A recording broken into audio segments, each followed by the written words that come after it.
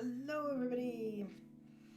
I figured before I go to sleep, because it is 11 p.m., I can do one more chapter, because I could not do anything yesterday or like really the day before, so we're here. And also I have one of these, which I discovered very recently. It is a can of Bartonura, which for people who know, it's the blue bottle Moscato in peach. It is peach Moscato. It is like 5% alcohol by volume, which means that it is less alcoholic than a standard beer. Which is just the way I like it in my sweet fizzy peach wine. So we're gonna have this adult beverage and we're going to play this game. I believe when last we left our heroes, they had gone to the library, and then they had gone to the headmaster's office and altered Hannah's grade, and also discovered that basically everything is terrible. The politics are terrible, and the teachers are being shitty to them. So, chapter 4. Dun dun dun dun dun. Moonlit truths. Oh yes.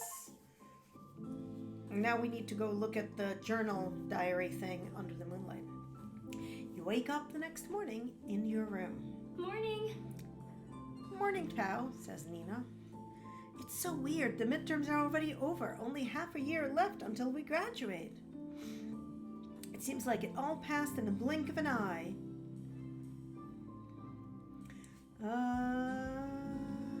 Let's be curious. I wonder. Will you miss it? The academy, I mean? I think so. There's something comforting in our routine, even if the exams are terrifying. Most of all, though, I'm gonna miss this, just chatting with you in the mornings. Eating breakfast with Soren. Listening to Professor Hyben's awful soprano at morning assembly.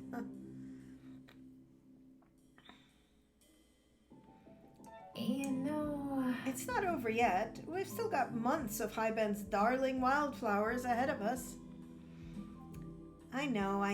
I guess I'm just not quite ready for the future. But you're right. It's more helpful to focus on the here and now. Like the fast approaching New Year's gala. Huh. Did you decide whether you want to bring a date? Yes. Feel warmth fill your chest as you think of that person. Dun dun dun.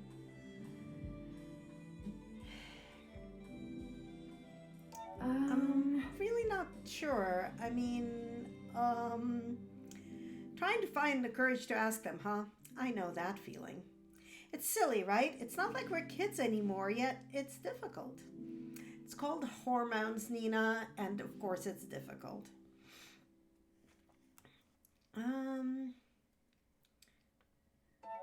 Just ask him, Nina.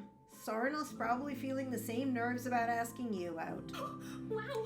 You think? I mean, who said anything about Soren? Bye. I actually think I have an extra dance class right now. Gotta go. Nina practically sprints out of the dorm. Good morning, students, and congratulations to all of you for making it through the midterm exams. Earlier this morning, I handed your grades to the official courier. This time, your hard work will arrive in the halls of Mordressa by train.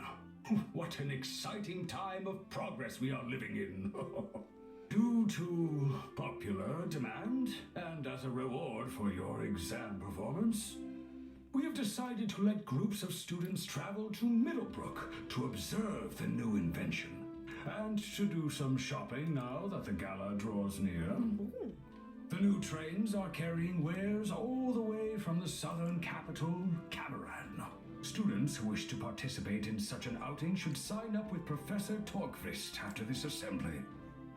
Now, let's sing together.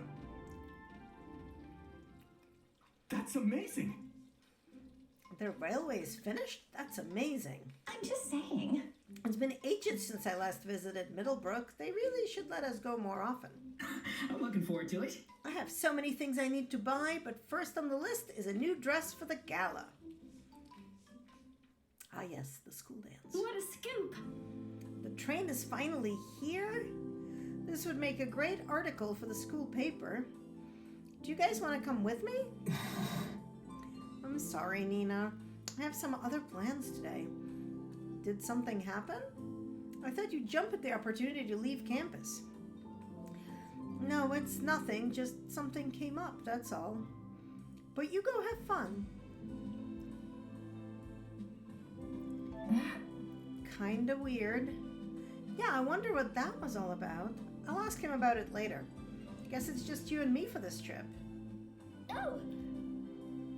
There you are, Tao. We have an emergency. It really isn't such a big deal, Hannah. I'll be fine. I can't believe this! It is, in fact, a big deal. As school prefect, I cannot let this slide. Hold on. Okay, back up a little. What exactly has happened? Kim has nothing to wear to the gala. He doesn't? But what will he wear for the quadrille dance? Oh. That's what I want to know, too. Okay, this is not an emergency, Hannah. Seriously, Hannah, it's fine. I'll just wear my normal clothes. It's not like everyone gets all dressed up for the gala anyway.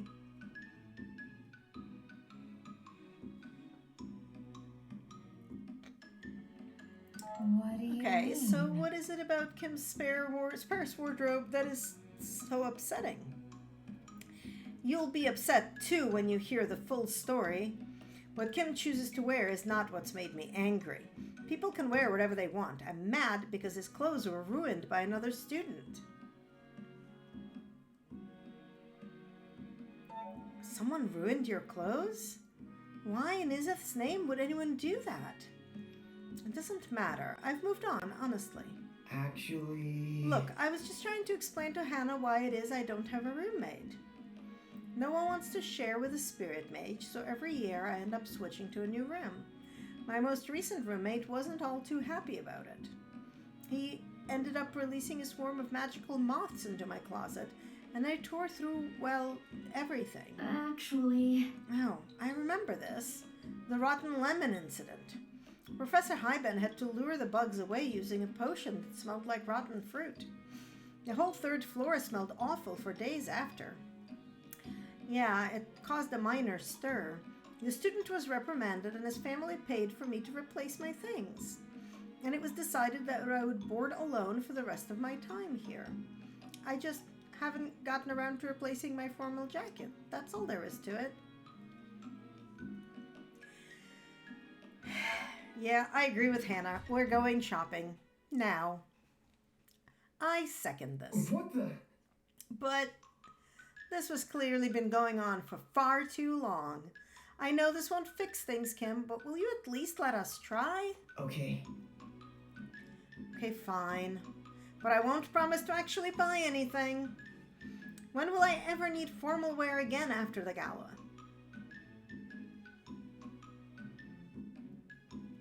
You see... To annoy the heck out of creeps like the one who ruined your clothes, looking dapper is the best revenge. Look, I'll be happy to settle for moth-free clothes, okay? It's safe to say we can deliver on that lofty goal, Kim. I'll go sign us up with Tornquist. You just let me know when you're ready to go, all right? Bye for now. I promise it'll be fun. Guess I'd better go feed the plants if we'll be out all day. Bye for now. See you soon. Looks like it's going to be a lively trip even without Soren. Okay. Can you tell me anything about the archivists, Ragnar? Why? Planning on switching, Major? I think being a spirit mage is enough trouble already, so no. I just wanted to know more about my family. Oh, I see. I suppose I could share a little. Archivists were truth seekers. They investigated the past and recorded the present. The great irony being that when they were gone, no one was left to record them. Do you know why the Empire outlawed them? Because the I Empire mean, sucks. the official reason was that they were doing magic with blood. And that was bad for whatever reason. The real reason, though, was a war that wasn't going so well. The generals got tired of those scribes telling everyone how bad they were at their jobs. And so, they had them all killed. That can't be the reason. It is. I'm just recounting the events as I remember them, kid.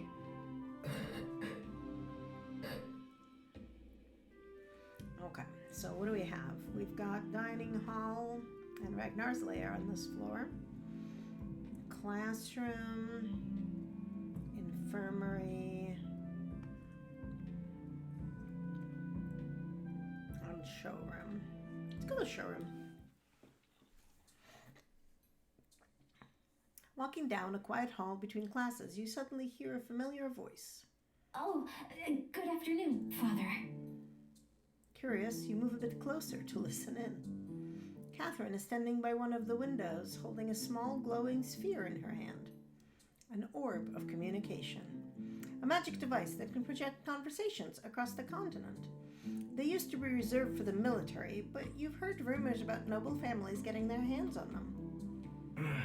I take it your exams went well. Of course. I'm guaranteed to be among the top performers this year.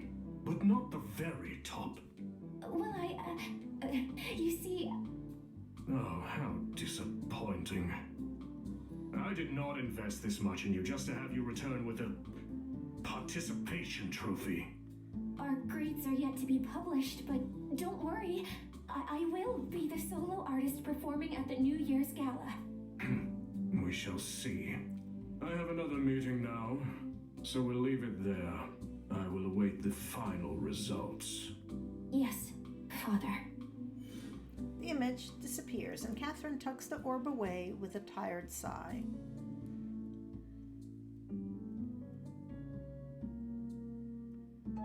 Are you okay? That sounded pretty rough. Catherine looks up in panic for a moment, but immediately schools her face. In my family, skill is highly valued, as are good manners.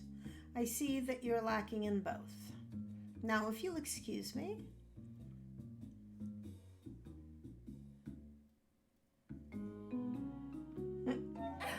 Am I really such terrible company that you must run from a conversation like this? I'm not running away. What is it you want?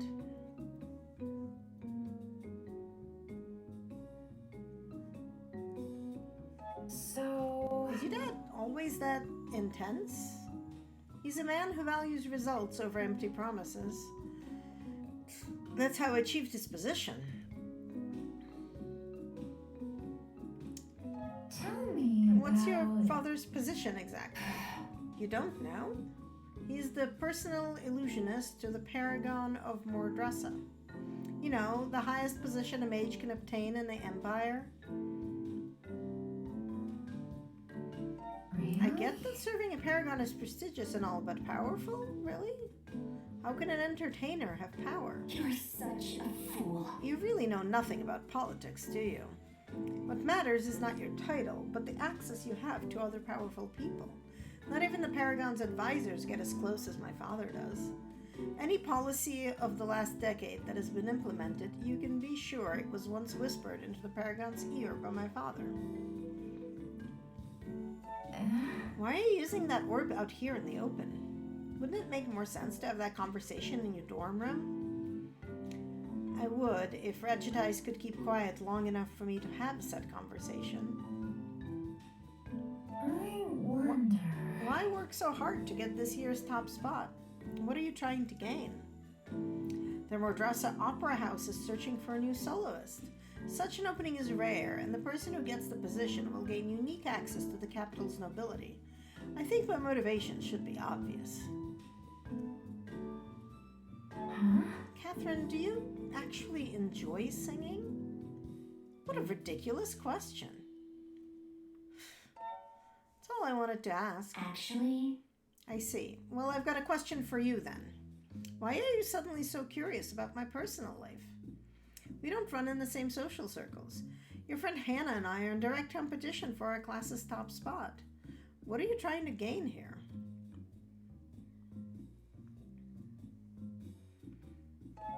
It's a fair question. I'm just trying to get a better sense of who you are. Huh? Oh, really? Why?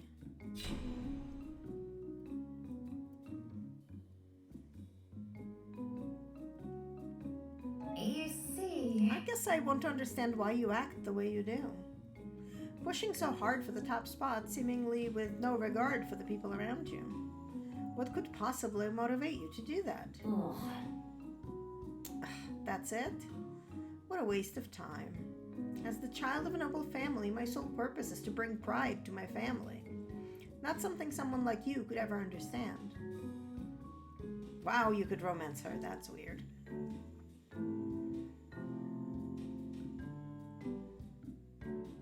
what do you Julian mean? said something similar once. Is that really how noble houses treat their children?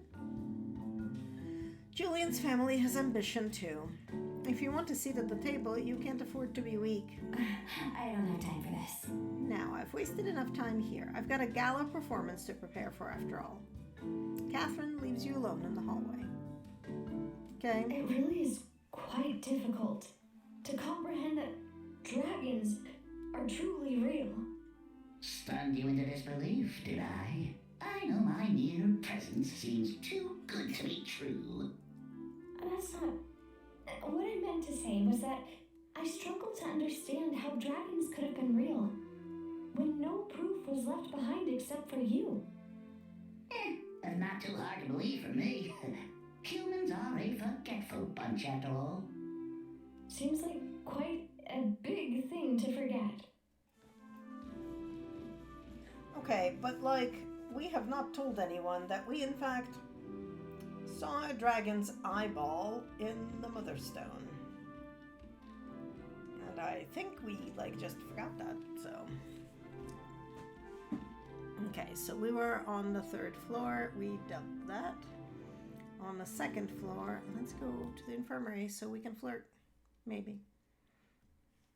You're passing by the Mender ward when you hear 2 familiar voices from beyond the not quite closed door. You wanted to speak with me? No need to be so curt. We are all friends here. Some friends. Have you done as I suggested? I'm still working on it. I don't think you want to be procrastinating with this. You do realize you won't be able to change things after it's all done. I know. Jeez, man, I know. But this shit's hard. I know. Do you really, though? You're not the only one graduating this year. Right. I'm sorry. I forgot. Go on then. I'm sure you're busy. What was that all about? You step back to make a little less obvious that you were eavesdropping and then smile when Soren emerges from the ward. Hi. Hi, Soren. Oh, hi. What are you doing here?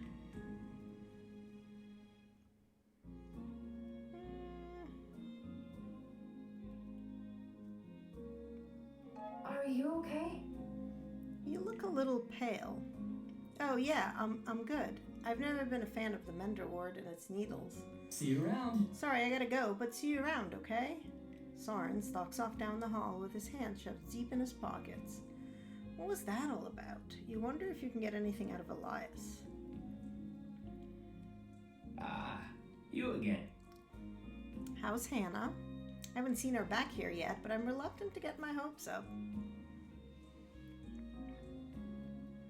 About that. She's better. It seems like she really did understand that working herself to death won't get her anywhere good. I'm glad to hear it. Actually, May I ask why you are here?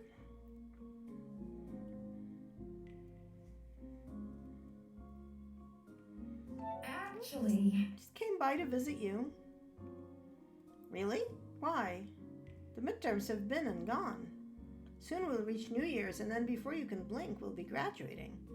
I wouldn't waste the time I had left just idly wandering around.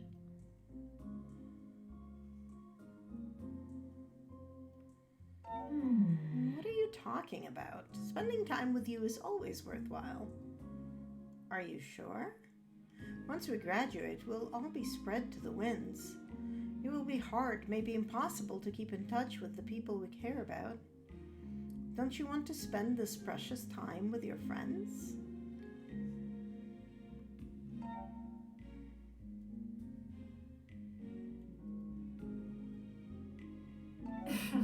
That's exactly why I'm here, to spend that precious time with you. Ah, I see what's happening here.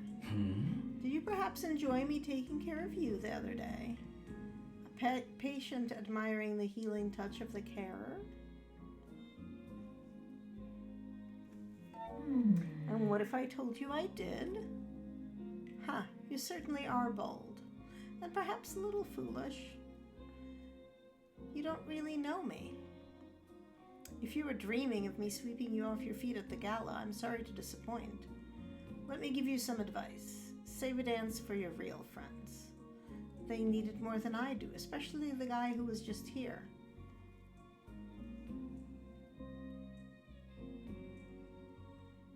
About that. You were talking before I came in here. What did you say to him? That's not for me to tell, but he could probably use a friendly face about now. I'm needed elsewhere. So how about you leave me to my shift and focus on him instead? Elias turns and walks towards one of the few patients in the ward, his charming smile firmly back in place. I think I picked the absolutely incorrect person to attempt to romance, but oh well. Is Soren around? No, so I can't find him. I guess we'll go look at Hannah. Oh, I guess we'll go shopping. Would you look at that? Is this really Tinker Magic? I've never seen anything like it. I remember when they opened the first rail line between Mordressa and Eridus. To think the tracks now reach all the way out here. Okay, listen up. We're no longer on campus, and that means you're representing the Academy while we're in town. You're also under the jurisdiction of the Eridus Knights, so if you do something stupid, you'll be at their mercy, not mine. You have 3 hours to explore the market before we head back. We'll meet at the fountain in the village square. Anyone who doesn't show up on time will be left behind. Got it? Professor really has a way with words, doesn't she? While everyone is busy admiring the train, Nina suddenly pulls at your sleeve. Looks like the train conductor is going on a break. Let's try and get an interview. That's a great idea, Nina. Come on then. Excuse me, sir. Do you have a moment? What can I do for you? What can I do for you, miss? I'm from the Daily Post at the Seven Winds Academy. Would you mind answering a few questions about the new railway for an article? Oh, the Academy? Sure, I can spare a moment. He looks a little disappointed. The railway really is a magnificent piece of tinker magic. What's your destination today? Next stop is... After this stop, we're heading to Mordressa. We have a whole car filled with wine from Vinheaven for restaurants at the central capital. Impressive. Does the train mainly carry cargo? Actually... Today, it's a mix of cargo and passengers. When the new line opened, there's a ton of merchants traveling between the capitals and the countryside. Lots of coin to be made at each stop along the route. You'll probably find a bunch of new merchants in this little backwater too. I noticed you mentioned the capitals, but the railway doesn't stretch to Taruna just yet, does it? Any plans to connect the northern capital eventually? Man's eyes narrow. The north? Not that I've heard of. You'd have to build it through demon-infested marshes. The idea has been shot down multiple times, as far as I know. But surely our empire is powerful enough to make such a project happen. Perhaps, but is it worth the hassle? What exactly would we be transporting? Ice cubes and gray clouds? Huh. Taruna has plenty of goods to trade. Maybe it does, but when you've got the choice between a nice trip to Vinhaven and enduring the frozen tundra of the north, well, money talks and so does the wine. Oh, my break is over. Anyway, this has been fun, but I've got a break to make the most of. Well, good luck. Good luck with the article, miss. Thank you.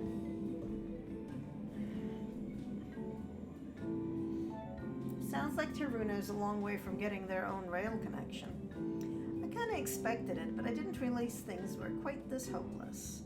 Sure, trade is important, but you'd think connecting the final capital and its paragon to Mordressa would mean something. Anyway, thanks for your help. I'm just gonna try and get some statements from a few passengers. Have fun helping Hannah and Kim with their shopping.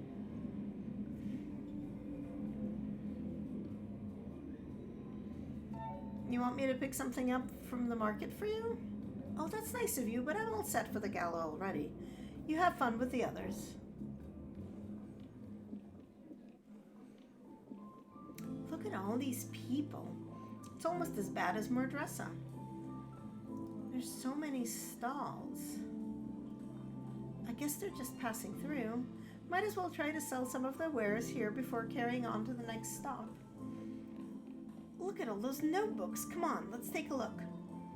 You know, Hannah, it's almost like you dragged us out here so you could go shopping yourself.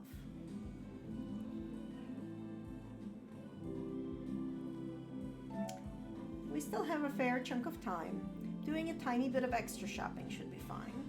Alright then, let's just be sure to keep an eye on the time. This one has a matching bookmark. And maybe on Hannah's wallet as well.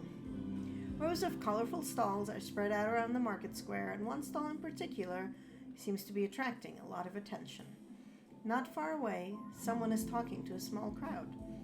Further off, you notice a group of knights patrolling the edges of the market. I guess they're here to make sure the launch of the train goes smoothly. Can we not get too close to them, please? I don't want any trouble. It's fine with me. Where will you explore first? Let's look for a jacket first. That's the important part. Determined to help Kim, you start looking for stalls selling jackets. It's hard to believe the variety of wares on sale. Notebooks and pens, clothes and jewelry, and are those pigeons? There's so much stuff. Where do we even start? That stall over there looks pretty promising. Let's go ask if they've got formal jackets. Hannah, wait up. Hannah marches up to the stall overflowing with colorful fabric. Excuse me, perhaps you can help us. We're looking for a formal jacket for my friend here. We don't have that. I'm sorry, but we don't have anything for him. Oh, you've got all these lovely fabrics. And that jacket right there, that's perfect. Oh. Well, maybe it would be, but I believe garments of that quality are out of your price range. The woman dismisses you with a wave, but Hannah doesn't budge. Oh, really? How much? The woman smirks. It's censored gold coins.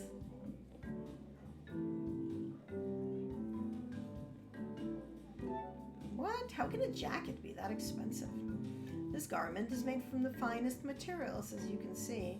Clearly, it's destined for an owner from a more honorable background. But You mages are cluttering up my stall. please make space for someone who actually has the means to be a customer.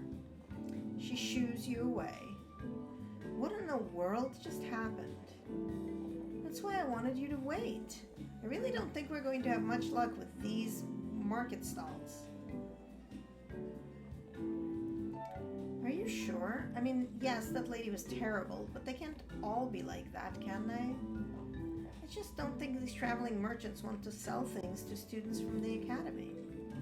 Wait, so you're saying she was lying about the price? Well, yeah. Why isn't I'm going to stuff her stupid jacket, right? Just breathe, Hannah. No need to draw the attention of the knights. Ugh, you're right, but how dare she? Things are different in the big cities. This place has always traded with the academies, so we've never been exposed to it before. But I've been told prejudice like this is pretty common elsewhere. When Anemone Valley got its first mage, no one treated them kindly either.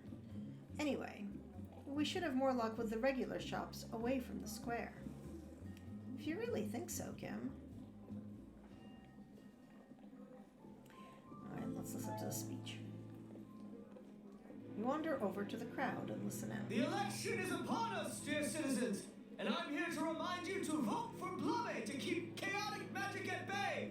Tiberius Blumme is the man who will finally wring the neck of the corrupt Hoffland Swan. Did you lose your job in the mines? Blumme will give more power to our noble knights and force the lazy demon hunters to finally deal with those monsters in the mountains. The mines will open again, and the economy for us non-city folk will prosper! There's clapping and cheering from the crowd. Isn't it years since the mines closed? People are still upset? I guess a lot of small towns lost their biggest source of income. A loss like that isn't easily forgotten. Oh, that's right, you're from one of the mining towns, aren't you?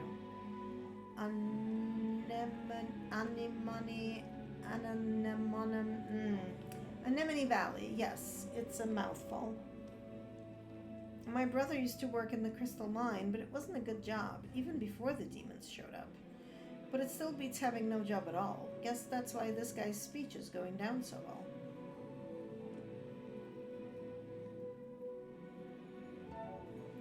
Blumme? That's the guy the professors were talking about last night.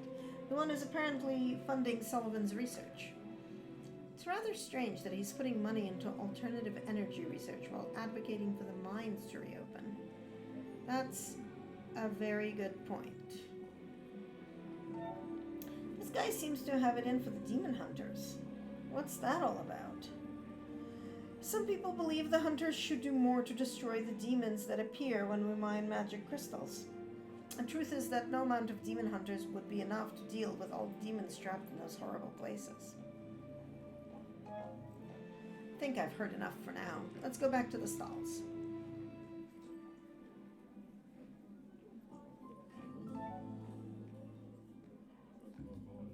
You walk over to the stall and see it's packed with odd trinkets and gadgets.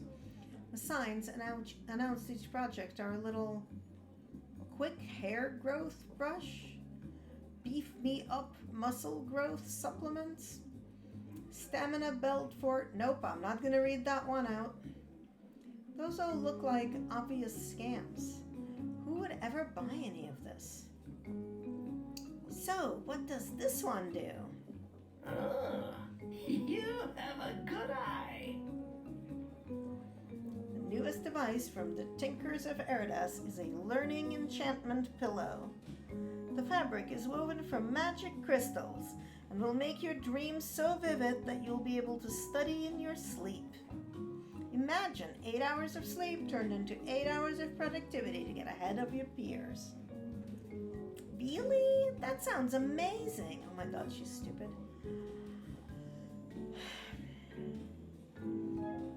That would be a mighty fine pitch if any student actually got 8 hours of sleep. It is so obviously total nonsense. Should we step in? I don't know if Regitais would listen to us, but... we have to try. Let me show you my wares. Ah, more students from the academy, I take it. Come closer, please. Have a look around. So you're here too. Stay out of this. Don't even think about cutting in line. I saw this pillow first.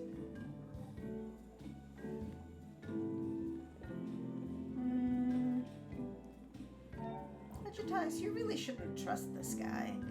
If his product actually worked, then everyone at the academy would already be using one.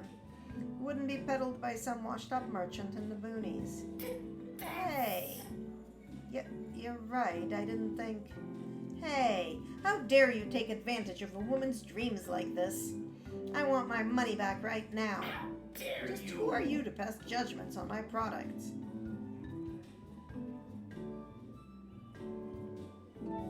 Someone who is not just going to stand by and watch you scam one of my classmates.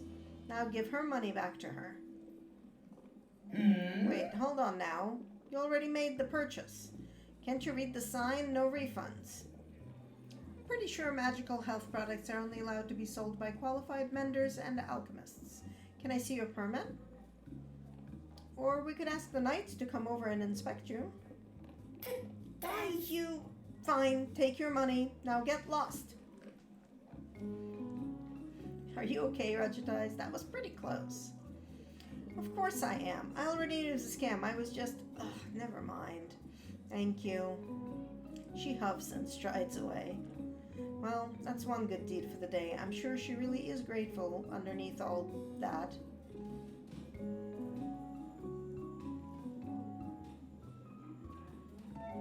What is she doing here by herself, anyway? I swear she's usually glued to Julian or Catherine's side. Maybe she was embarrassed about what she wanted to buy. Or maybe the others are busy doing something else back at the academy. They do work pretty hard. Anyway, I'm glad we could help. Let's go back to shopping. Well, this trip didn't exactly start out the way I planned. We've still got time, though. No need to give up just yet. Let's try the old stores. There must be some locals still willing to trade with the academy.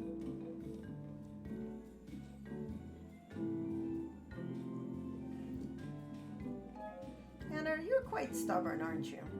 Stubborn? Me? Another word would be tenacious, but yes, I was thinking the same thing. You're quite headstrong. It's not a bad thing, just quite different from my first impression of you. What's that supposed to mean? A nearby merchant suddenly cries out, "Free samples! Come and get fresh samples of our delicious Mordressa cookies." The crowd around you surges. Wait, don't push. Hold on. You get dragged along by the crowd. You find yourself by an ornate fountain. Kim and Hannah nowhere to be seen.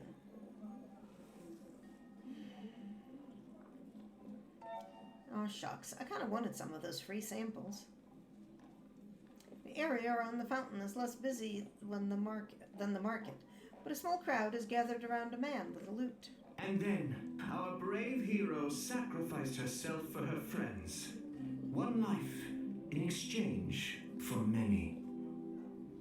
A gaggle of young children sits around the bard's feet while he spins a familiar tale. You also spot some young women sitting within hearing distance, their backs turned to him. Frequent glances over their shoulders at the handsome bard rather give them away. This is how our tale ends, with the world saved, but with questions for the future still lingering. Personally, I'm looking forward to seeing where this next chapter might lead. But for now, I believe you children have chores to attend to. I fear I might be run out of town should I steal any more of your time. There's a collective groan from the crowd, but the kids get up and start filing away. The bard's eyes find yours and he smiles. And look what we have here. Another attentive listener. Your story just now, what was that? Ah, one of the more recent additions to my repertoire. Did you enjoy it? I'm still adjusting a few details. The ending is a little abrupt, I fear. Who are you? My name is Rune. I'm just a bard passing through, telling stories for a living, and living to discover new stories. I've never met a bard before. What do you actually do? Considering our career options, are we? I'm afraid us bards are quite controversial enough without any mages joining our ranks. To put it simply, we are a guild of performers who serve our patron the Nightingale, god of storytelling. We travel in packs, never staying still for too long, to spread tales of heroes and villains across the continent.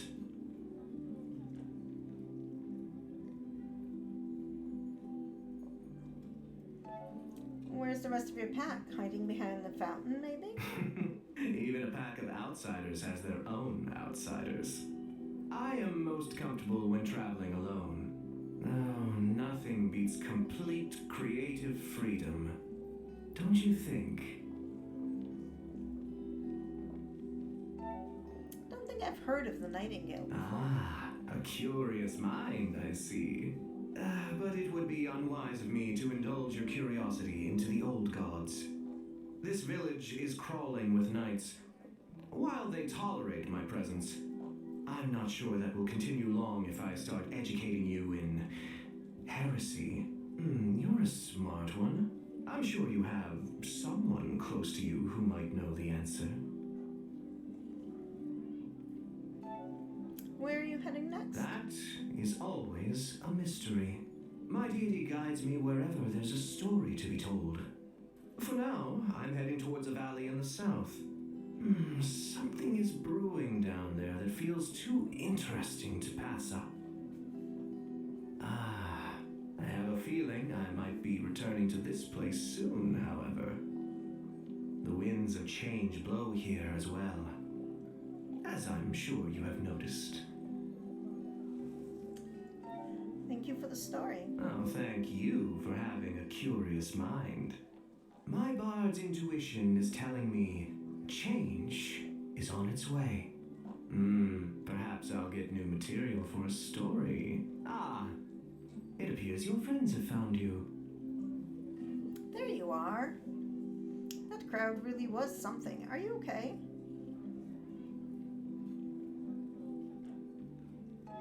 I'm fine. How about you? Did you find a jacket yet? Right, so about that. No luck. It seems a lot of the old stores that traded with the Academy have already closed down since the other merchants arrived. Ah, yes. The merchants of Eridus have resorted to a boycott of the Seven Winds lately. Fascinating how a city whose wealth was built on the innovations of mage academics can suddenly turn on them. And just, who are you? Merely a bard passing through. I won't interrupt your day of shopping. But if you want a suggestion, Almira's threads down the street have always had excellent wares. Tell her Rune sent you. She will treat you well. Good luck, heroes. What an odd man. Right, also I feel like I've seen him before. You have. But that can't be right. Maybe you have. It's not impossible, right? The Empire is not that big, and I guess he moves around a lot. Not impossible, no, but if it is the same guy, it's been such a long time, I feel like he should look... Anyway, whether I know him or not doesn't really matter. He gave us at least a lead. We're running out of time, so we might as well try it out. Okay, then. Let's go to Almira's threads. It's so quiet in here. It's wild that the village is so busy while a place like this is empty. Well, I'm just grateful I can finally hear myself think again. Welcome. Welcome, welcome, customers. What can I... Oh my, are you three perhaps from the Academy? A man named Rune told us about this place. Rune? The bard himself sent you? I am honored, big fan. I usually never miss his performances, but I just had a new shipment of fabric arrive. May as well try and keep up with all those fancy new merchants from the capital. So what are you looking for? A new dress for the lady, perhaps? No, actually, we're here for a formal jacket for this gentleman. Hannah pushes Kim in front of the shopkeeper. Formal wear? Could this be for your famous New Year's gala? Of course. I have just the thing. Give me a moment. Shopkeeper begins digging through the boxes with vigor. You don't mind that we're from the Academy? Paragons, no. You're the most interesting customers I've had through for weeks. Usually, I'd have a steady stream of travelers coming through here on the way to Vinhaven. They always had such fascinating stories to share. But now they just take the train and I have new competitors. That sounds like a rough change. Guess the train isn't good news for everyone. Change was bound to happen, even in this backwater. I'll find a way to adapt, though it may take some time. My only regret is all the fun gossip I'll miss due to the extra work. Life in this village can get dreadfully dull. It's just the same old song and dance every day. But I'm also a big old scaredy cat. I remember running away on an adventure as a kid, only to return home an hour later because a deer spooked me. Turns out, I preferred listening to heroes' tales than actually experiencing them for myself. Ah, here we are. The shopkeeper pulls out a box and dusts it off. She lifts the lid, and you see a flash of rich fabric as she pushes the box into Kim's arms. Go try the song, young man. I'm sure you'll look dashing. Sure. Kim is ushered into a back room to change, and the shopkeeper then turns to you. What about you, dear? No, don't say it. I already have something in mind. Yes, with your build, this will look stunning. Come, let's try it on you. Really? Sure, I'd love to try it on. Okay.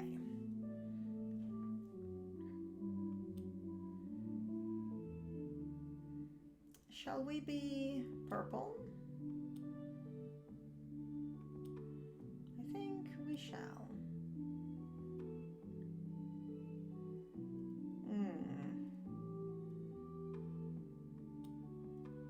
No, I think we'll be.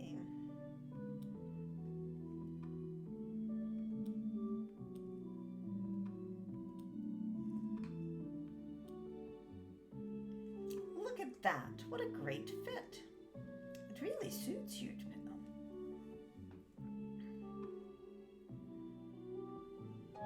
It does, doesn't it? A perfect fit, if I say so myself.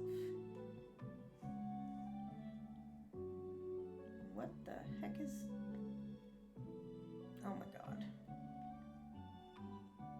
That is a terrible thing. Why is it happening? Okay. You'll be the star of the gala, I'm certain. You go and change back into your own clothes, and when you are done, Kim returns from his dressing room with the box.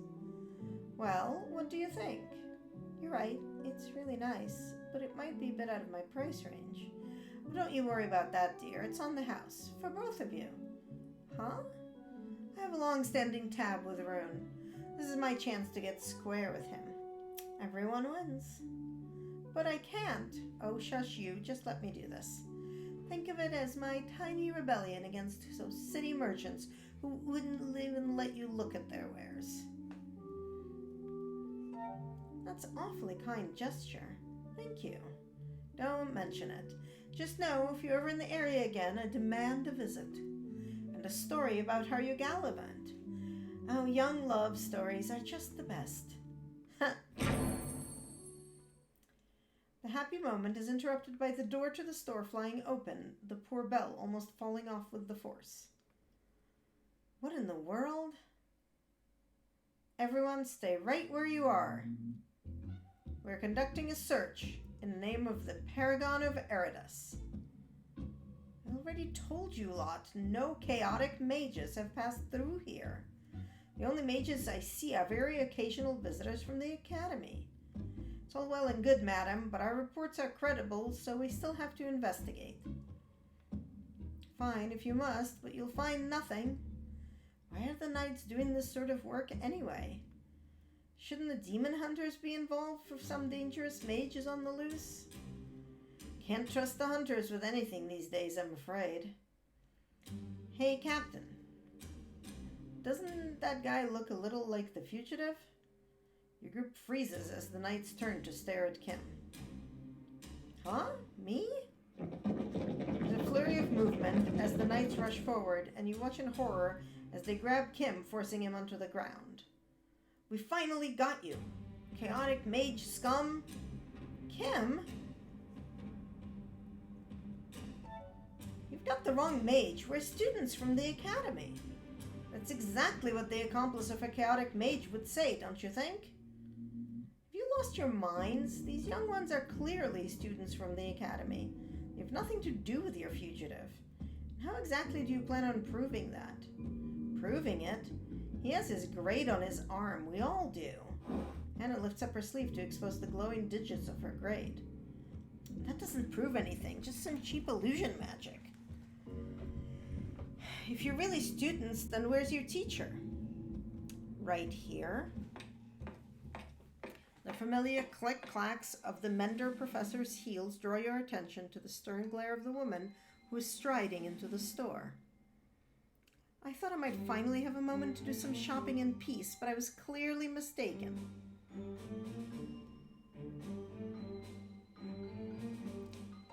Professor Tornquist, thank Izeth you're here and just in time. Izeth had nothing to do with it. One develops a certain intuition for this kind of trouble over the years. You're from the Academy? I am. Tornquist pulls out a badge. The Paragon Seal. It's from the headmaster of the Academy. He hardly counts. You may not respect the 7th Paragon, but the order still stands. This visit has been planned for weeks, and all the paperwork was filed in accordance with Eridas procedures. All knights from the Eastern Capital should have been briefed to expect us. I believe I may need a word with your superior. The knight scoffs and shoves Kim to the side. There's no need for that. Everything appears to be in order, Professor. The knights file out. Are you okay, Kim? Yeah, I'm good. Though I'm still not quite sure what just happened. Professor, I thought I told you to stay out of the knight's way. Well, hopefully this will serve as a lesson. Time to go. Wait. Before you leave, thank you, madam, for stepping in. I'm ashamed that as the owner of this store, I couldn't keep your students safe. You did more than I could expect from a bystander. Don't worry about it. Thank you. Anyway, bye for now, young ones. I wish you all a pleasant gala. As you leave the store, Hannah falls into step beside you. Did you notice how those knights acted really weird when Tornquist threatened to go to their superior?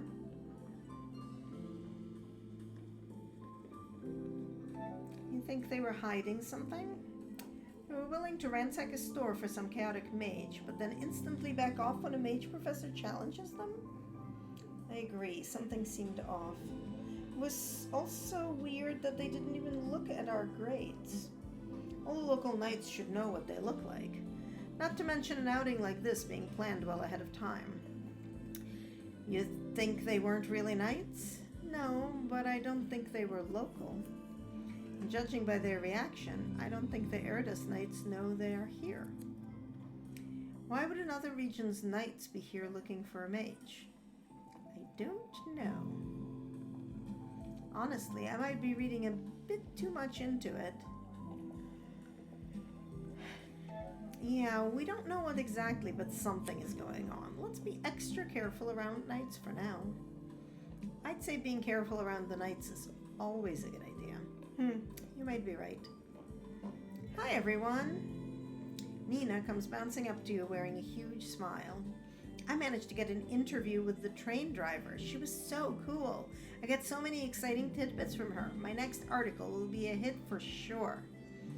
All discussion about the episode at the clothes store is pushed to the side for now as Nina regales you all with stories from her visit to the train station. Together, you make your way back to the academy. Okay, well, we got the jacket.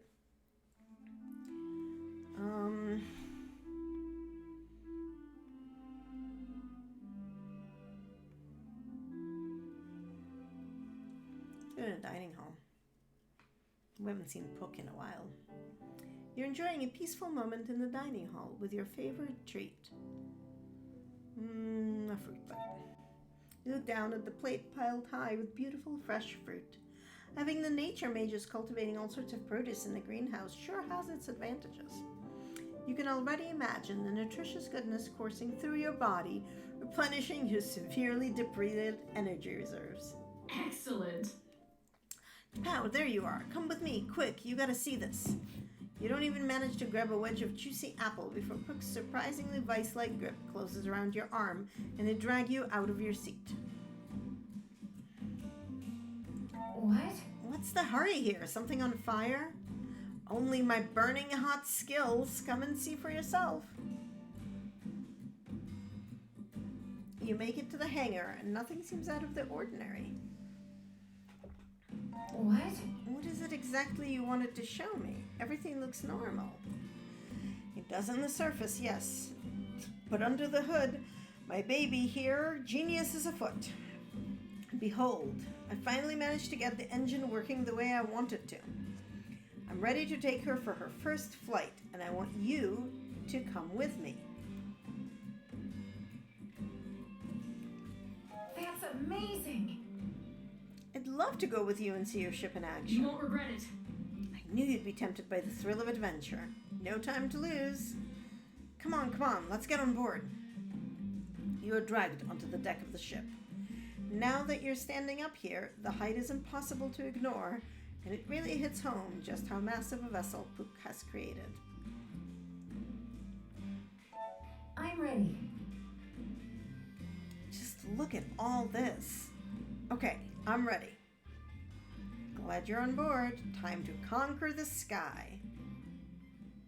Pook gets to work flipping switches, and a dashboard of colorful buttons lights up as the whole ship shakes like a beast waking from slumber. Pressure's looking good. Engine's hot but not too hot. All right then.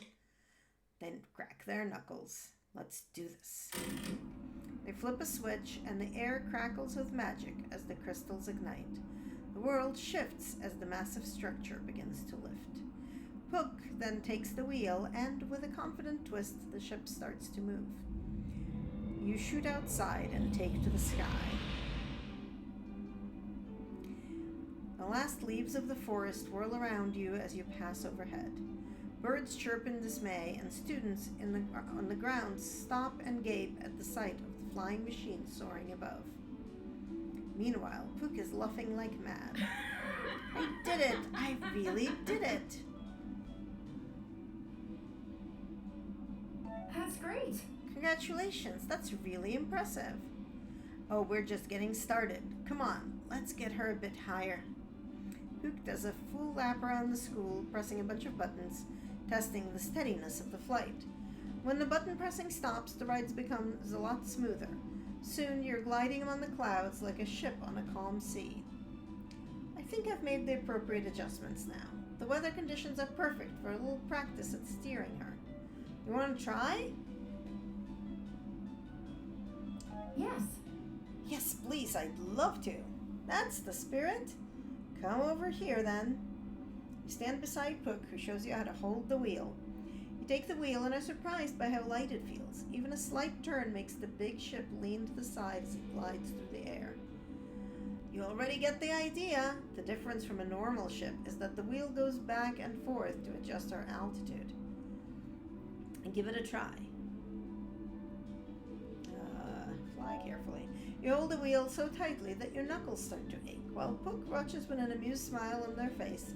You concentrate on keeping the ship's course straight and level. Wow. If we were hoping to test just how slowly this thing can go, then I'd say we'd nailed it. You glare at them before relaxing your grip ever so slightly. Look at that. You're a natural. Might have to recruit you as co-pilot once I get my business going. That's amazing. Sounds like a dream, spending your life flying through the sky like this. Imagine visiting all corners of the Empire, no more walls keeping us trapped. They point to the horizon, where the forest stretches out like the sea, waving slightly as the wind passes through. Kinda makes you want to keep going, right? The ocean's that way. I'm sure we could reach it in a minute. But we'd better not leave school grounds. I don't fancy getting shot out of the sky by the demon hunters. Still, they can't take our dreams from us. You both enjoy the view for a few more moments before Pook takes the wheel. The ship glides down, and they easily manage to an elegant landing into the hangar. That was pretty cool. Excellent. That went well. Better than well. This was a total, unambiguous success. That's great. I'm so happy for you. Thanks. Honestly, I owe at least part of this to you after your support lately. Excellent. I'll have to go write my report ASAP while the memories are still fresh. I also have some observations for minor adjustments. Gotta report to Professor Hofflander too, but this is a huge step. I honestly can't believe it. Maybe I can manage to get another flight in before they start testing the fireworks for the gala. Thanks. Thank you for helping out today. Maybe a promotion to chief mate is appropriate. For now, though, I'll have to write down some of my findings. Bye for now. See you around. Oh, that was pretty cool. I can't believe it. You really succeeded. Sure did. Did you see us fly over the school? It was amazing. I suppose it wasn't too bad for a human. Dragons are a lot more graceful, however. Oh, that's a shame. I was gonna ask you if you wanted to come along on my next test flight. Oh, but if my flying isn't graceful enough for you... Wait, hold on. I didn't mean it like that. I'd advise you to bring me along as a consultant. Clearly, your steering needs a little guidance. Sure. Let's say that. It's a deal then.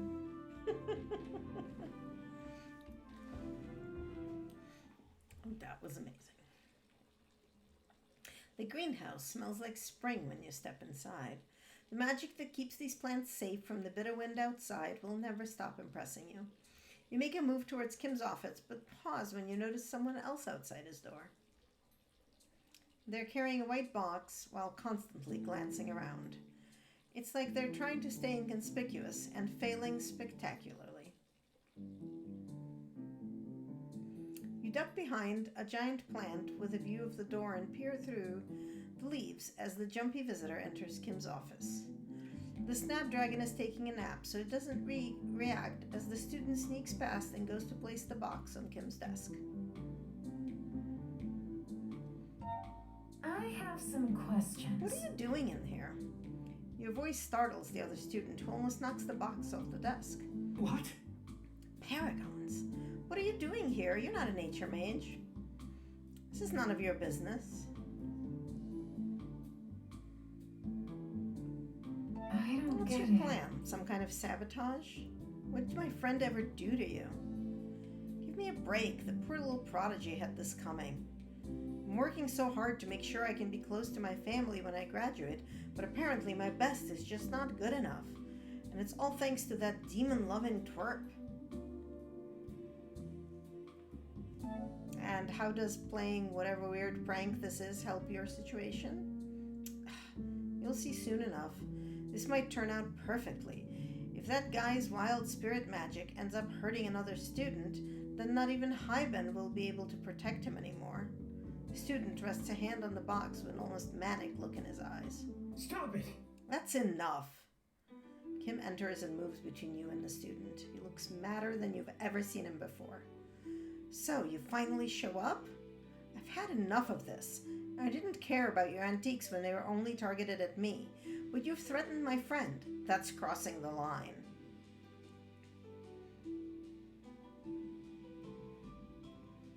Right? Damn straight, Kim. You tell him. What? You say I've crossed the line? That's rich. You're acting all high and mighty like I'm the bad guy here, but I'm never going to see my family again because of you. What are you talking about? Don't play dumb. I heard Sullivan say she'll be forcing more nature mages to go to Taruna just because you and Hyben failed to help her with her research.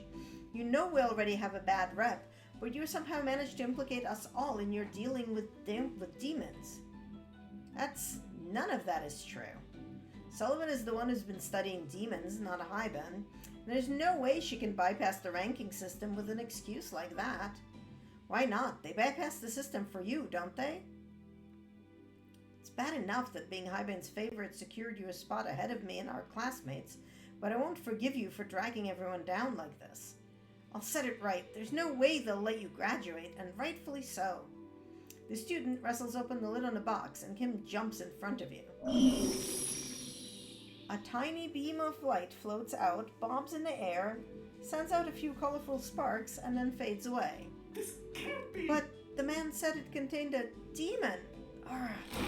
He throws the box on the ground with a furious yell. You! Kim's hands are glowing green. You were going to release a demon? What are you going to do about it? Using magic on another student is an expellable offense. The glow from Kim's hands dims and the student smirks. Just like I thought... Smack. You watch in shock as Kim punches the other student square in the nose. You... shit, my nose! Next time you threaten my friend, I won't go easy on you. Now, get out of my office. The student gulps and scurries out. As soon as the door closes, Kim winces and holds up his hand. Paragons, that hurt. My brother made it look so much easier. You know... His skull is thicker than your knuckles, silly. Come on, let me see that. You take Kim's hand and wince at the bruise already forming. You set to work healing it. Sorry, I didn't really think it through. I saw he was about to hurt you and just acted. The bruises start to fade and you release his hand, satisfied with your work. Thank you, Tabao. This is such a bad idea. Can't believe that guy really wanted to release a demon in here just to get rid of me. No matter what he might think of me or spirit magic. A nature mage should know that turning to demons to solve your problems will always end in ruin.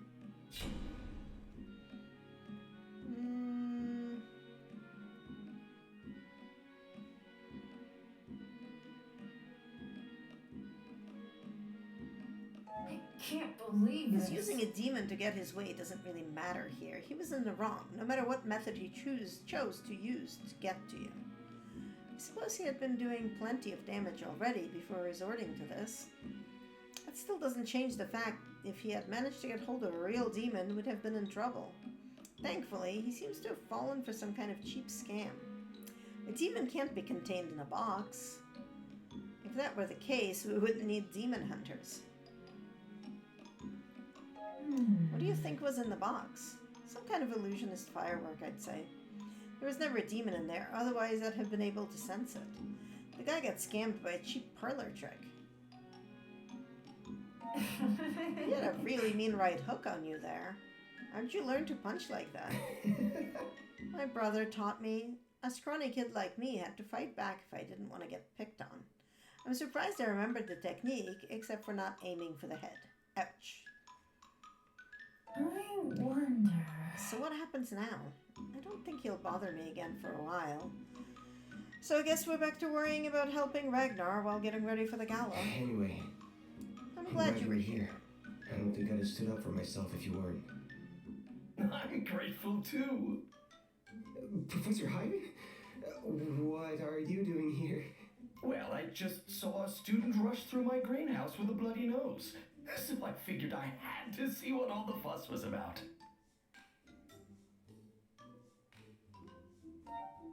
There's another side to that story, Professor. Kim and I were merely defending ourselves.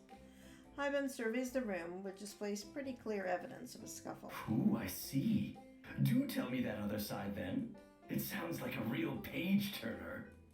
I'm sorry, Professor. I was the one who acted out of line.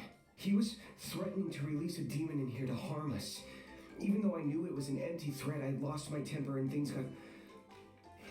physical. I see. Do you know why he would attempt something so foolish?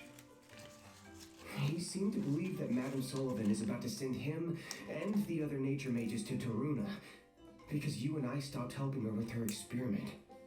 Ah, so he must have overheard that unfortunate conversation. Excuse me? Well, early this morning, Madame Sullivan came by the greenhouse to see me. It was less than pleasant. Absolutely not. You're defying me on this too? It is a mad idea, and I will have no part in it. How did you even come up with this schematic? After our last experiment, I was struck by inspiration. Oh, these plans demand a vast knowledge of nature and spirit magic. You expect me to believe an alchemist came up with them? And here comes the arrogance of the academics again. A non-mage has a stroke of genius, and it is too much for you to handle. Oh, this has nothing to do with genius, and everything to do with the fact that if I were to help you with this, the demon hunters would have me and my students locked up within the week. Don't feign a fear of the demon hunters for me. I am well aware that the relationship you share with the Order is much more amendable than it appears. With this invention, we'd solve the Empire's energy shortage and our demon problems with one fell swoop. The only reason for the hunters to protest would be because they'd be out of work. But perhaps that is the problem? What are you insinuating? The demon hunters. The Order that shields the world of magic and man and touches neither. Oh, they enjoy great privileges, these folk heroes who protect us all from chaotic magic. What would be the Paragon's reaction, I wonder, if they finally had proof that mages and hunters had clasped hands behind their backs? Madam, are you trying to blackmail me? I will do whatever it takes to ensure that power returns to the people.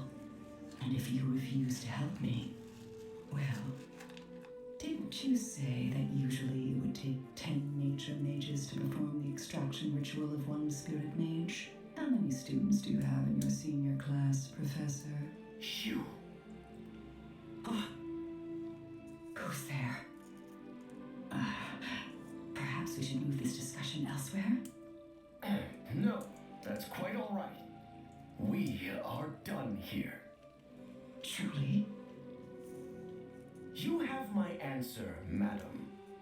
It won't change. You'll regret this, Professor. I wonder if she is the Chaos Mage those knights are after. And that's that. Our young friend must have heard Sullivan's threat and panicked. Not that it excuses his behavior. So he was right then? His future is ruined because we refuse to torment the spirits? Does Sullivan really have that kind of power? Can she force the nature mages to go to Taruna? Not as long as the students are B rank or higher. But I don't think she is all that well versed on the inner workings of the Academy. Hence her frustrations with me and the system. I will keep an eye on her though. Toothless she may be, but as we just learned, desperate people tend to act irrationally. She really accused you of working with the demon hunters? That's absurd. The hunters' sole purpose is to fight magic. Why would they ever collaborate with a mage, let alone a spirit mage? The hunters do other things besides exorcising demons and chasing down chaotic mages. I believe both of you were escorted to the academy by hunters, just like all of your classmates. But as for Sullivan's comments, she seemed intent on finding some flaw in my conduct to exploit as blackmail. I'm not that easily swayed, however.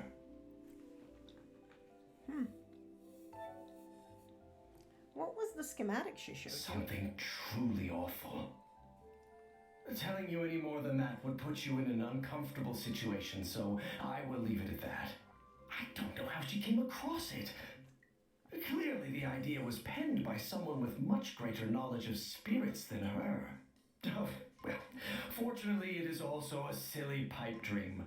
She won't have any success with it. Best to forget about it. Yes, that is totally not Chekhov's gun. So in short, the guy overheard you talking with Sullivan, figured that you and Kim protecting the Mother Stone was gonna force him to move to Taruna, and decided to get revenge by trying to get Kim expelled. Have I got that right? That seems to be the situation, yes. I shouldn't have lost my temper with him. I didn't realize. Oh, you lost you your temper. lost your temper because you are kind, Kim. Huh? We spirit mages are mediators. Those with the rare privilege to understand both the world of humans and spirits. But being a mediator isn't easy. The discovery of the demons inhabiting our dark places has ripped up wounds from past wars. And those of us who want to bridge that gap, well, we have to be ready to take and throw a few punches. But what's the point in trying to help when it seems like there's no solution that makes both sides happy? I don't want to hurt anyone.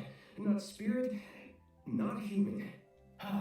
Sometimes the world forces good people to do bad things, but it isn't something you must accept. I think when we accept that the world is complicated and that bad things are out of our hands, that's when we truly lose our agency. That guilt you are feeling, the wish for a perfect solution that leaves everyone happy, some would call that naivete. And then pursuing it would be foolish. But I am a foolish man at heart, and I hope you'll allow yourself to live a foolish life too. Professor, I will go and speak with the Paragon to make sure Sullivan isn't causing more trouble. Oh, I'm so proud of you, Kim. It reassures me that the spirits in the crystals and your good friend here will have someone like you to defend them in the future. Oh, but that's enough of this old fool's musings. You know you've outstayed your welcome when your tangents start sprouting tangents. I think we'll conclude this little lecture with a stern warning never to resolve conflict with violence. Ah yes, Kim, you will be brushing the Snapdragon's thorns for the rest of the month. What?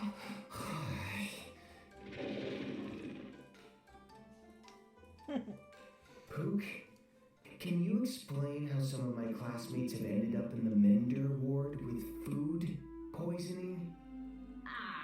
I guess my hand must have slipped when handling the last shipment of chocolate bars. How unfortunate. Pook! Listen up, Kim. I know I have some privileges. I'm also your friend. I don't have a lot of those, you know. And no one messes with my friends but me. Okay. Okay, so we got everybody on this floor. We got Hannah on that floor. And that's it.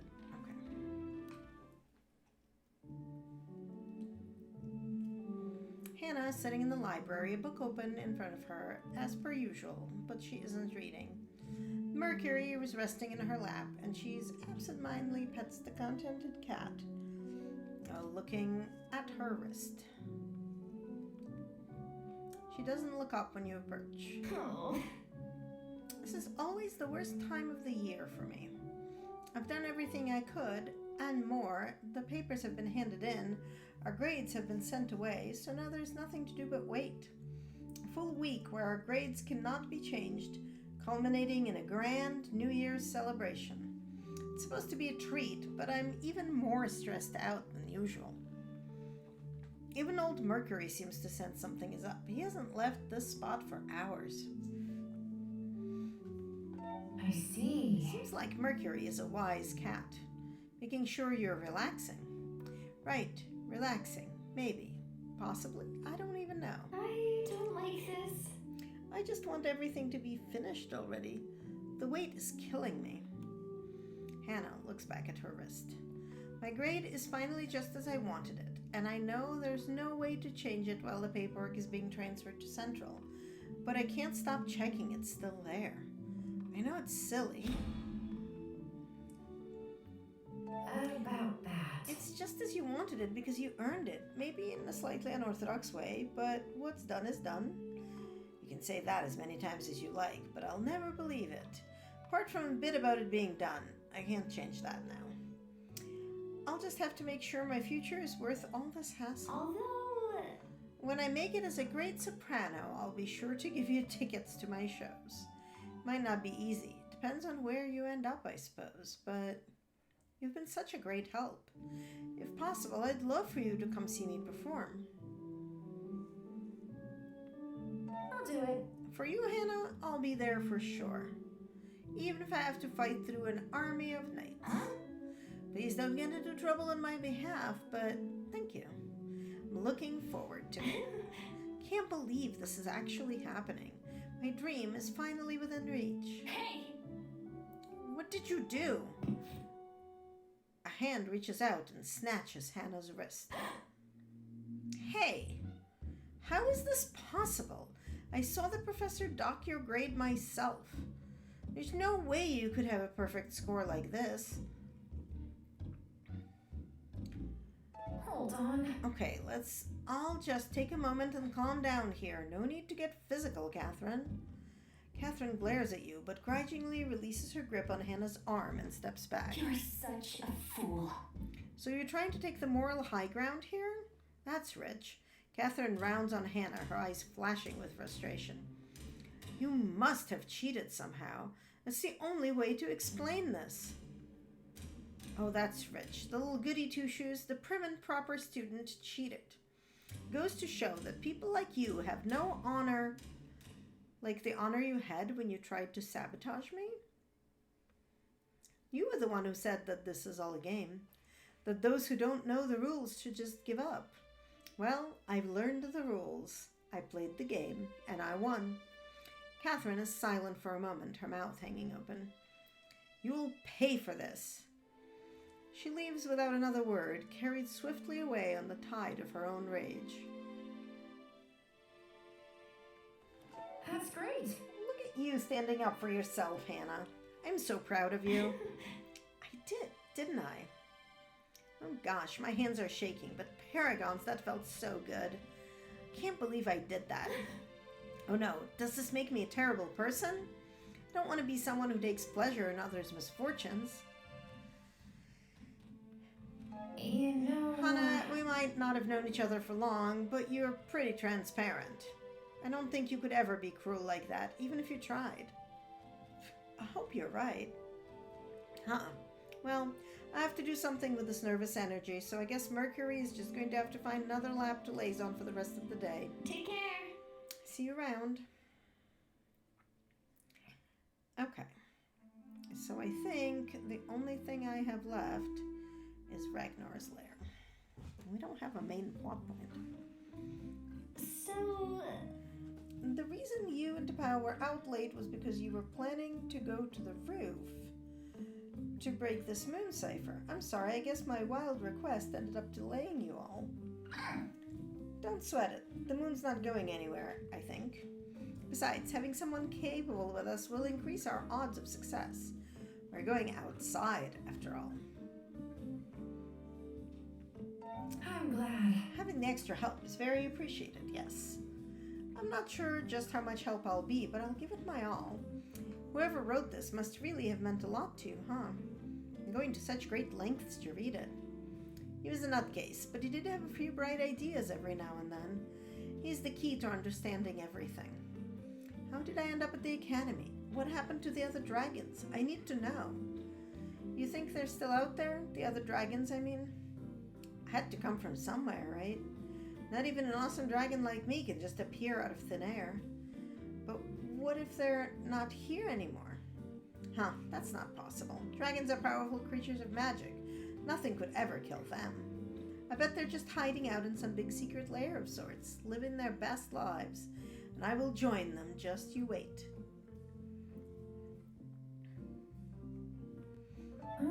Dragons living together in some faraway place. I'd love to see that. Might be a little difficult for a mage to get permission for such a trip, but it does sound very exciting. That's enough mushiness for now. Let's go on and find something to do for the rest of the day. I'll be here, preparing myself for the mission tonight. I guess we can't do much except wait for the sun to set. Let's hope the skies will be clear so we can use the moonlight. Okay, I think we've done everything. Let's go do the mission. You lie awake in your bed, counting the seconds. The old clock tower strikes twice, and you ever so slowly sit up. Nina is sleeping soundly with her back to you. She doesn't even stir as you sneak past her. The door to your room closes with a soft click. The hallway is completely silent. I didn't take you for the type to enjoy late night walks. Ooh. I enjoy this time of day, when the hallways are finally quiet. I suppose I can see the appeal. It is past curfew, however. You might be in trouble if you were caught.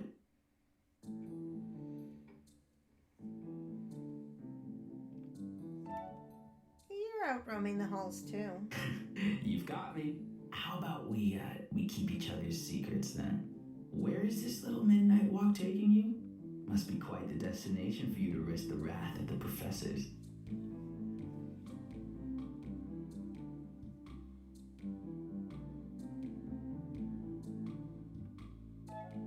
Yeah, no, I'm not gonna tell you that. I see. Interesting. I'll leave you to it then. I'm sure your friends are waiting.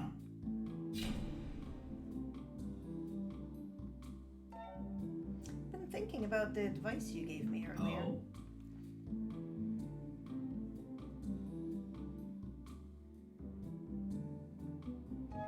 You don't get to tell me who I should and shouldn't spend my time with. I will save a dance for you if I choose. That is certainly a spirited proposal.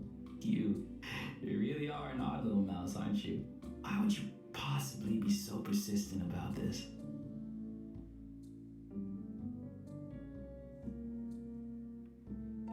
Because I think you're a kind person, and despite your best efforts to push me away, I still want to spend time with you. How could you possibly be so... Never mind.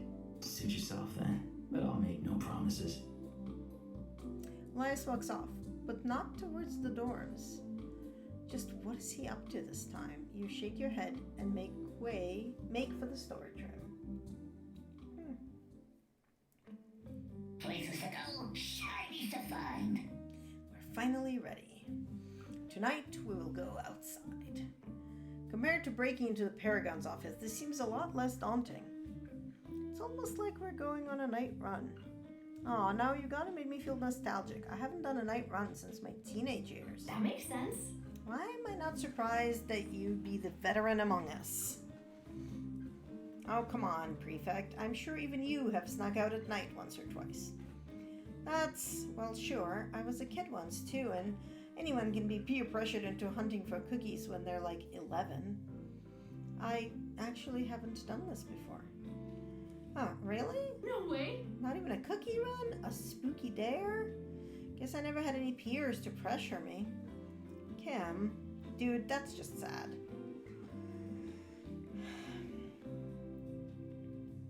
So, No time like the present then, Kim. We'll be all the peer pressure you need. You really don't have to be. I want to go. Yeah, I was just thinking. Clock Tower will give us the best vista of the night sky while still being within the limits of my powers. It's the tallest point of the academy. Strong winds might just blow us all off the building, so I hope you are all prepared. Don't worry, Ragnar. We'll make sure you don't blow away. You'd better. Okay, let's do this. Okay.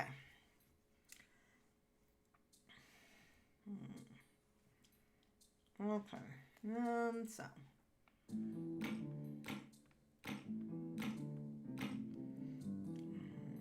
So we need something like that. Wait, no.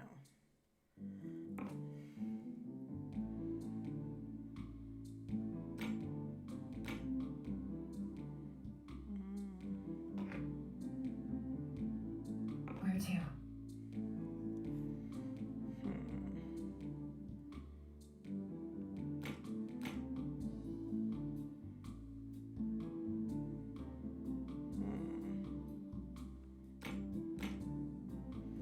Okay, well, that's not useful.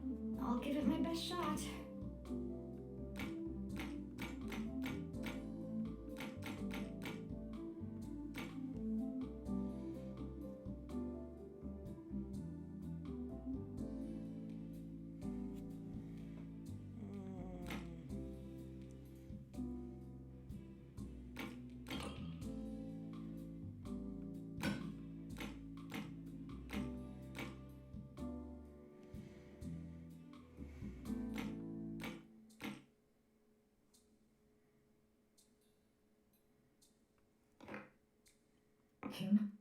I'll never get used to this. No. Okay.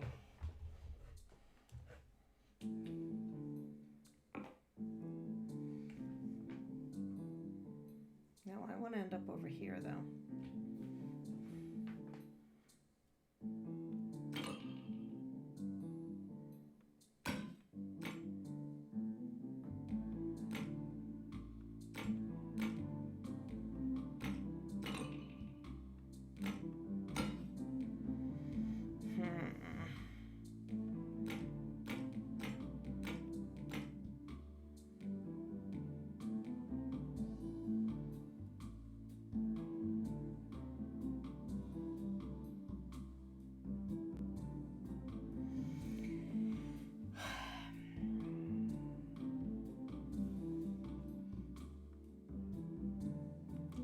There is a guide that will tell me what the heck the chapter 4 thing is. Let's see if I can figure out how to do this. Oh my god.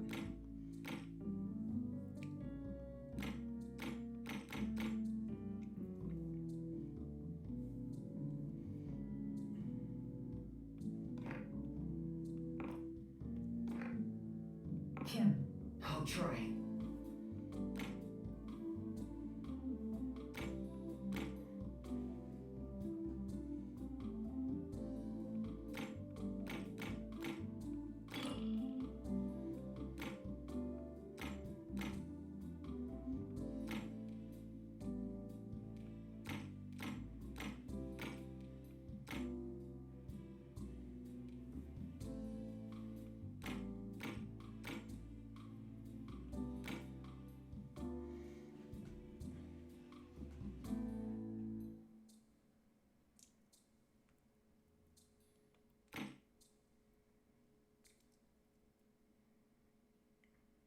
I think this will get us through everything. Someone's talking over there. Catherine, these potions aren't good for you. The exams are over.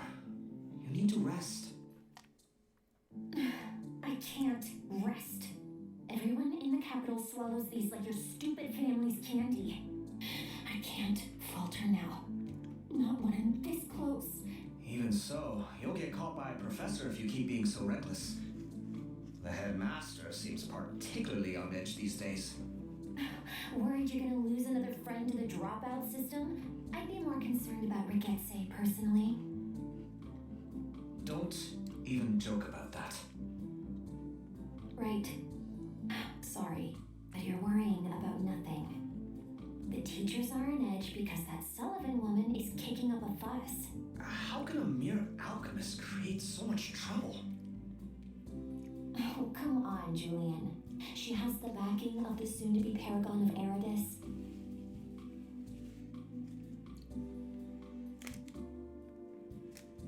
If she finds any issues with the Academy, she reports them directly to him. Even more reason for you to be careful. If they're trying to find some scapegoat to use to criticize the Academy, you know it won't be someone like us. They're going to find someone with no family connections. Someone whose family won't kick up a fuss. Just like Edgar, you mean? Julian, stop this. Your friend became a dropout because his grades were bad. End of story. Let's just go to bed. Clearly, we're both too tired to have this discussion.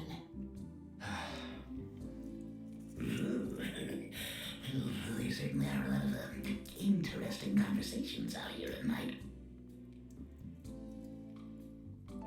I wonder what potion Catherine was taking. Probably something to help her stay awake. From what I've seen on my patrols, it seems to be the tried and true way to get ahead in this place. Not exactly healthy in the long run. No, they're not, which is why they're banned. What's Catherine thinking, using them so openly like this? Her family's part of the noble elite in Camoran. If she's getting help from Julian, then that means 2 noble houses will be there to bail her out if she gets discovered. How could this be? But to risk her own health like that... I'm not so sure about this. She didn't look too good, like she'd collapse any minute. I'm worried. She'll be fine. She has my cousin looking out for her, and while he's a massive idiot, I have to admit he's quite a capable mender. Even so, it's concerning that his warnings didn't seem to get through to her. I didn't realize she was under this much pressure. She's always so composed. Seems like Sullivan is still causing trouble. I don't envy the headmaster having to keep her appeased. What's going on in there? Oh, how was Eridus? Exhausting. Usually I am blissfully spared from my family's political affairs, but with my father's sudden poor health, it couldn't be helped. I heard he stepped down and left your brother to pick up his campaign? It was always the plan that Orion would succeed my father, but the stubborn old man sure waited until the last minute to hand him the reins. Do you think he will be able to secure the Paragon's seat? Pray to Izith he does. If that fool Blama ends up winning, then we'll all pay for my father's pride. This is where we're going. Fascinating.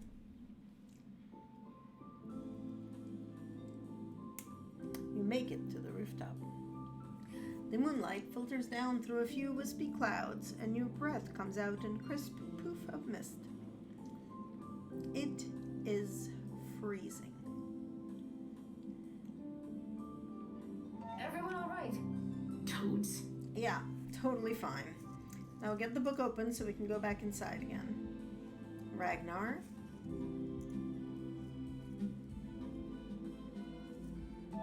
You gotta come out properly, Ragnar. We can't do this without you. I know. Just give me a moment. Ragnar crawls out from the edges of your scarf and then sits for a moment on your shoulder, staring at the sky and moon above. His claws are digging into your arm, but he stays firm, facing his fear. Well done, Ragnar. It was nothing. Extraordinary. So this is what he wanted me to see, huh? The sky sure is big. It seems so close now, like one could just cross the rail and touch it. Please don't try that, though. Dragon or not, without wings, that will not go well.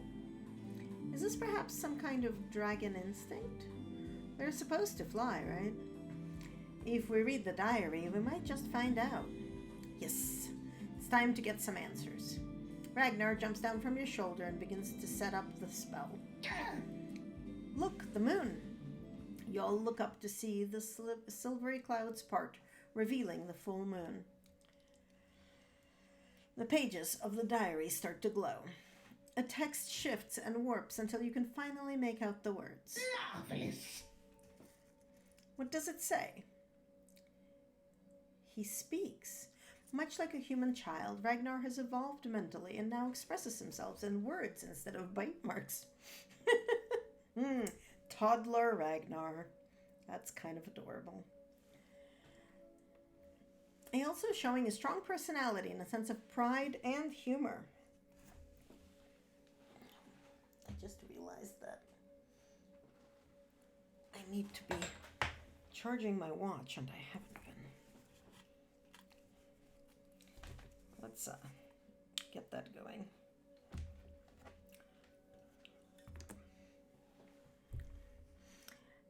Henrik found that out the hard way as someone went and switched out the sugar for his coffee with salt. Remarkable. I'd have loved to have seen you as a baby. You sound absolutely adorable. Banish the thought, or your coffee will never be safe again. While his personality has grown, the same cannot be said for his physical progress, however. I, of course, can only make educated guesses as to how a dragon is supposed to grow, but it's been a year and he hasn't grown an inch. I fear there might be a flaw with his body. I've written to Liv to get her opinion, but I've heard nothing back from the professor as of yet. So for now, I shall continue to investigate on my own. Really? Something's wrong with my body? Why didn't he tell me? Hey now, Ragnar, let's not jump to conclusions. He said he would investigate. You don't know what he found yet. But it makes sense, doesn't it? It's been 50 years and I'm still the same. You probably need to be looking at crystal or something. What could that mean? You know... Don't give up yet. Keep reading. The answer might still be in there. Right, you're right. You skim through the rest of the diary, but it is mostly personal anecdotes of Ragnar's antiques and details of experiments aimed at making him grow. All of them failures. So that's it then.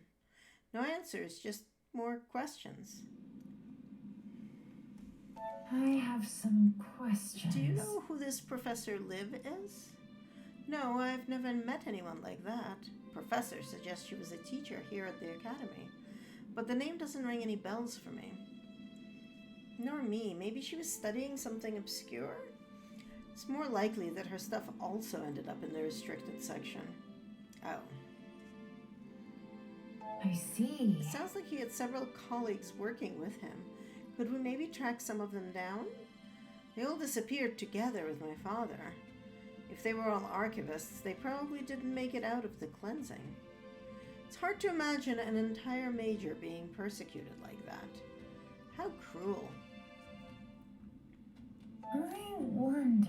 Does the diary mention anything else? It will take me a moment to go through it all, but it does seem to be mostly personal notes. There are no schematics or diagrams. His actual research must be somewhere else. The diary might contain a hint to where his other work is stored. Don't give up just yet, Ragnar. Right. Silence falls over the group. So, what now? Thank you. You kids have fulfilled our deal. You promised to help me translate this thing, and it's done now. I also think I've helped you plenty in the grades department. So this is it then. We're parting ways. You've got your gala to prepare for after all. We didn't find any answers for you, though. But that wasn't part of the deal. You translated the diary for me. A dragon doesn't go back on his word. Actually... I've got a new lead, at least. I'll track down this Liv person and figure out what she knows. I'll find the truth, somehow. Everyone is looking around awkwardly, not knowing what to say. You notice Puck is glaring angrily at the ground.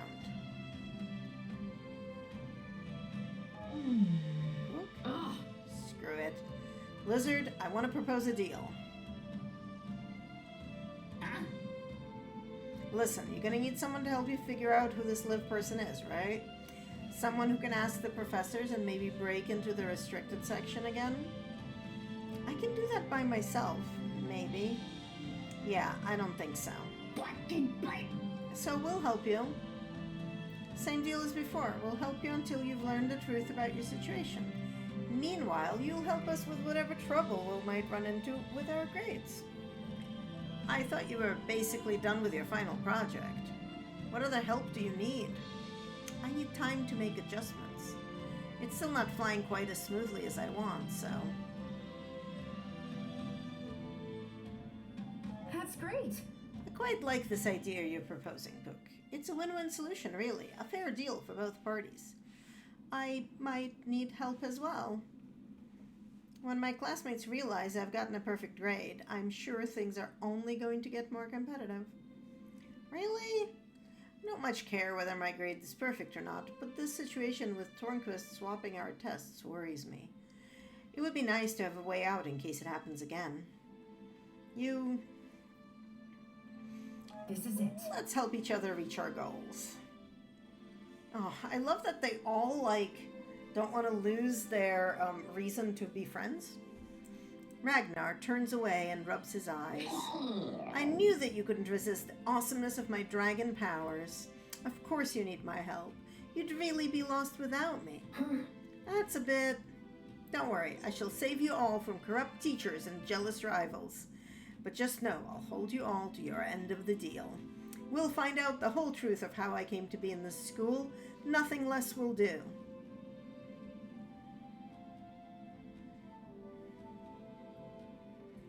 This is it. We won't stop until all of our questions have been answered. Absolutely. That's the kind of determination I like to see, Scarfy. You shake the reptile's clawed foot. We promise to help. We're in this together. It just makes sense. For a moment, the colt doesn't seem to bite quite smudge, as the 5 of you make the deal together. Oh look, it's snowing. You all look up. Thick clouds are moving in to cover the moon, and tiny silver flakes of snow start to fall. The magical sight makes the chill night feel a little brighter. Quick, make a wish. Wow. That's for shooting stars, though. I wish for Pook to learn some manners. Hey, also, aren't you supposed to keep the wish to yourself? For someone who doesn't believe in wishes, you sure know all the rules. Everyone knows that. I think I'll make a wish as well. You close your eyes and make a wish on the new snow. When you are done, the night seems even brighter with your friends at your side. You know this memory will stay with you for a long time. The final song. That sounds not at all ominous.